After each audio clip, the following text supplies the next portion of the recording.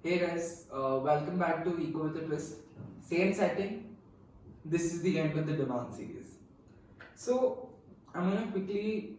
The structure of this is very simply. I'm gonna quickly run you down through what are the differences between the 101 demand curve which I've introduced and Marshall's demand curve, and then lay the death blow. Okay. Um. So let's just look at the curves first, and then I'll explain the differences. This is the 101 demand curve where as demand goes up, price will go up. Number two, this is Marshall's demand curve where as price goes up, as price increases, demand decreases. Right. So, like I discussed in the previous lecture, the 101 demand curve is based on the willingness and ability of the consumer. That's guaranteed. That's also there to an extent in Marshall's demand curve. It's just that Marshall doesn't take into account income. So we reduce one assumption. But the 101 demand curve has the ability to take into account what is the consumer's ability, but willingness is always there. Number two, the 101 demand curve also takes into account the producer or the seller's ability to satisfy that demand. I mean, what is the point if I have $1 billion? I have every ounce of my body is like I want to use this money. But what's the point if the market can't satisfy it? Right? So it is essential for a demand curve to be backed by the ability of the market, which Marshall's demand curve clearly has never done. Any demand curve for that matter. I'm not talking about macro demand curves. We look at it. We look at that later. But on a micro scale, no demand curve has been able to talk about it because we have often thought of microeconomics as purely psychological, which is completely untrue. If we do not consider the scarcity of resources, then economics has failed. So, very deep statements, but it is absolutely true. I mean, the definition of the word economics comes from a Greek word oikonomia, and it means how a household actually manages its resources, and resources are scarce. So we need to consider both the ability of the consumer and the producer to meet. And this is not equilibrium. This is demand, simply demand. Number two, we've taken into account scarcity, which Marshall doesn't do, and that's important. Number three, we have reduced the number of assumptions. Like we had discussed in the previous lecture, the only assumptions which we had to an upward sloping demand curve is that we have a rational consumer and producer, and the competition is sort of limited. And in the previous lecture, I had explained how competition will finally lead to the upward sloping demand curve. It's just that initially it's not there like that. Number four, we also looked at the idea of progressive curves. So we had looked at progressive curves from the idea of income. So different income groups actually respond with different sort of elasticities. Now that's newer for not my age group, but elasticity basically means how, in my case, how price would respond to demand. Normally, it's how demand responds to price, but the degree rather, right? So here it's how price responds to demand. But yeah, because of progressive curves, we have also taken into account how different income groups have different demands, and there's a gap between each group. The gap is the lower income groups have to pay a lesser price for consuming the same commodity. And one point which we look at it later is that the 101 demand curve is based on the idea of capital creation. That is, when the economy creates more money, which is great. Now let's look at Marshall's demand curve.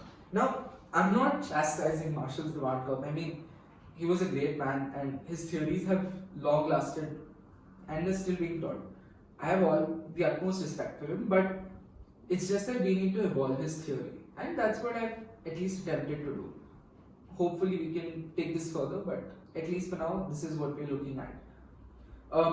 Marshall, first of all, mathematically incorrect model.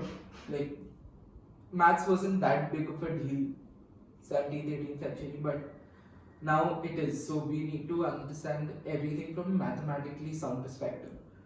um, he had more assumptions. Like that will always be a flaw. You can't have assumptions such as taste and preferences remain the same. Like the market is so volatile. It's a dynamic market. The moment you take an assumption for literally everything, it's going to be a lot of. It's going to be a very untrustworthy model. Um, like I said, his model is a very static model because he doesn't consider changing income groups. Like the idea of ceteris paribus, that I might have mentioned this term in the very first lecture. Ceteris paribus means everything is kept constant. Marshall did that. He kept income constant, taste and preferences constant, technology constant, literally everything. And that's a problem. The moment you take so many constants, it's like if now price does affect demand, I don't disagree with that notion. But how much does it affect demand? I'd say probably 20-30%. Not that much, especially for a middle income middle income group people. We are also looking at income, we are looking at our taste, we are looking at the overall market, how we are placed. There are so many other factors. So a 20% effect which price might have on demand, hypothetical number, but still, it's not a lot. And that's something which Marshall assumed. Marshall said that there's a 100% effect, and that's a problem. Number 4, price. Marshall is just like price changes everything, which is fine, but there are flaws to it. Now, let's look at what the 101 demand curve did. So, just showing you the board, we've discussed these points and we're coming to the end part of the lecture and the series. So, the things which the 101 demand curve has fulfilled, it has understood how different income groups react to a change in price, right? If I have more income, I have more demand. That's obvious because there's a term known as purchasing power parity. It means my power to purchase. How much can I actually purchase in the market at a particular price? Now, when income goes up, when my real income goes up, my purchasing power parity goes up, right? So, real income can come up as a result of price going down. That's a problem. We are not going to be looking at price going down, and I'll explain why price should not go down. There are a lot of problems with it. We looked at competition. That's just the previous lecture where we had a demand curve. I didn't realize this. The demand curve which I made in the previous lecture looks like a square root. Very funny, but yeah. We also understood the idea of how competition creates necessity goods. Very important, but I mean nowadays we can't go without eating a kurkure, without flying, without having Coke, Pepsi. All of these are competition, and suddenly it's become necessity good when there are very few players in the market. That's a very interesting point to notice. And let's look at the final point. Now this is going to be it's going to be a point which I feel will hit a home run with a lot of you socialists out there, because the 101 demand curve has lesser exploitation of all resources, of all factors of production. Now that's a big term, but that is why I would say that the 101 demand curve is much better than the Marshall's demand curve because of this one idea. I had explained this to my father yesterday night, and this really struck a chord with me. He mentioned that what I discussed was a real demand curve, and you could probably say it is. Like we're looking at a much more holistic demand curve for the overall economy. What has happened is Adam Smith had mentioned and had discussed about the idea of capitalism. We'll discuss this later, but that idea has got eroded, and we have entered this idea where capitalism is the ability to increase your profits. It's not, and we'll learn that later, but it's a tease. So yeah, coming back to the point, why should price not go down? This is very interesting, but we are going to look at it from the idea, from China's perspective, right? China before Corona was the leading producer in the world of almost any commodity. I mean, most like we are recording this on an iPhone, it's produced in China. Crazy.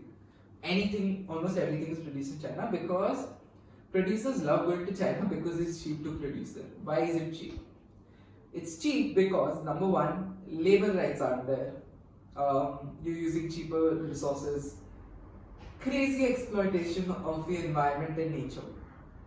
All of this comes at a cost, and that cost is your price. Because if I'm getting everything at such a cheap rate, it means my price will be lower. So, as a consumer, we have benefited immensely from China. I can't tell you how much we probably saved by consuming Chinese commodities. The only issue is China has suddenly become richer, much more rich, and we aren't. Any other country isn't actually compared to China. China's economic growth is mind boggling. Even during Corona, they did, if I'm not wrong, they did have a negative growth. That's crazy. But yeah, because price goes down due to exploitation.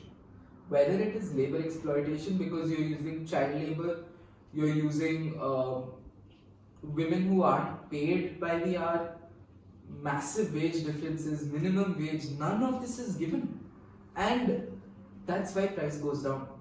So price going down translates well with the consumer because I'm paying lesser and my purchasing power has suddenly gone up because I'm producing a cheaper commodity. We're not looking at quality, I'm not even discussing that. But my purchasing power has suddenly gone up because I'm consuming a Chinese commodity. And what are the ramifications of it? The ramifications are we have the inequality in the country has burgeoned. It's gone up exponentially. And the laborers, they're not getting paid minimum wages half the time.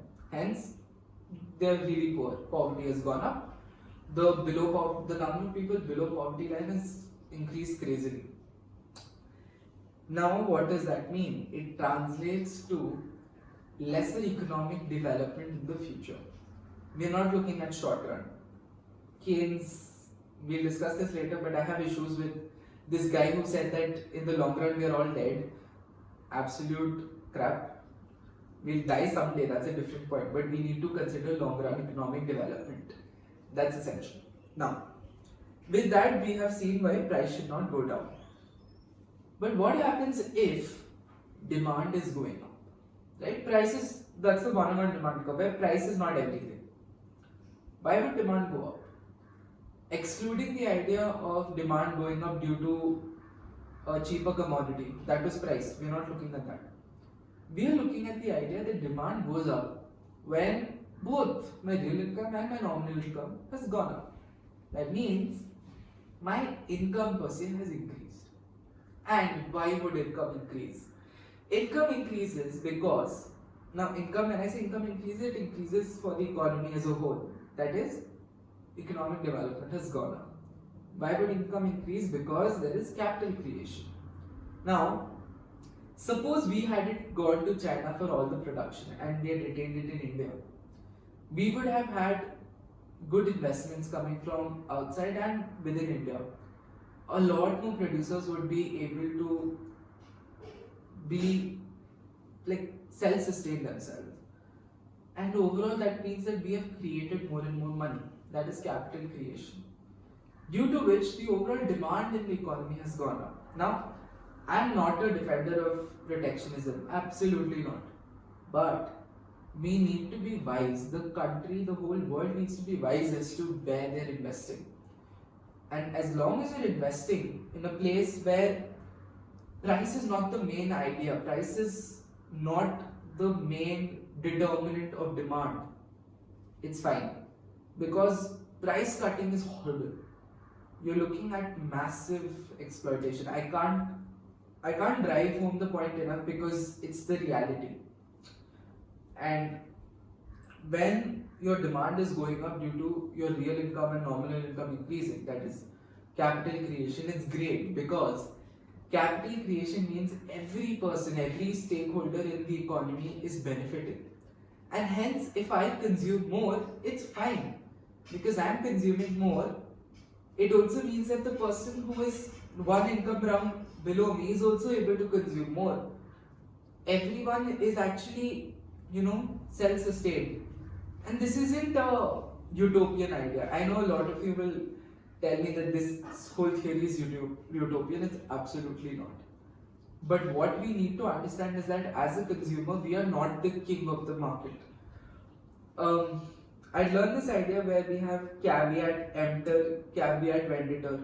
Um, if I'm not wrong, caveat emptor means let the buyer beware. Caveat venditor is let the seller beware. And we are living in a time where it is let the seller beware. No. The consumer cannot be the king of the market because the consumer is driven by the selfish goal of price being lesser and lesser and lesser. We have lost sight of how economic development is necessary for the future. Because if there's no economic development in the future, there's no point of me being rich right now. Keynes could be very well right when he said that in the long run we are dead. If you're going with the idea that economic development is not necessary. Now these are heavy points, I'm absolutely sure with it. But only point which I'm trying to drive home here is that when demand is increasing due to my income increasing, it means that if I have to consume a lot more, I need to pay a premium for it. The environment would be 10 times better because if I want a lot of timber and firewood, and I'm a rich firm, right? Because the poor people will get it by self. They go and take it out themselves, and they're doing it knowing how much they need. They're not exploiting. But if I am an industrialist, I need to pay. I need and I must have to pay a premium for exploiting. It's only when I can do that can nature itself evolve. Can our entire society evolve? So, if I am paying a premium for the excess I'm consuming, it's totally fine. The government is more well off, we are more well off, inequality in the overall economy would also reduce. That's economic development for you. It's a question which almost all countries have had. How can we ensure economic development in the long run? Your answer is right here. Don't let the consumer be the king. And with that, we've come to a conclusion to the demand series. And I hope the last lecture wasn't too heavy. But just a teaser, the next series, since we have concluded demand, we're not going to be looking at supply. Supply is a little more later. But we're going to be looking at different economic ideas and philosophies. I mentioned capitalism. Probably that's going to be the next lecture. I'll catch you on the flip side. See you.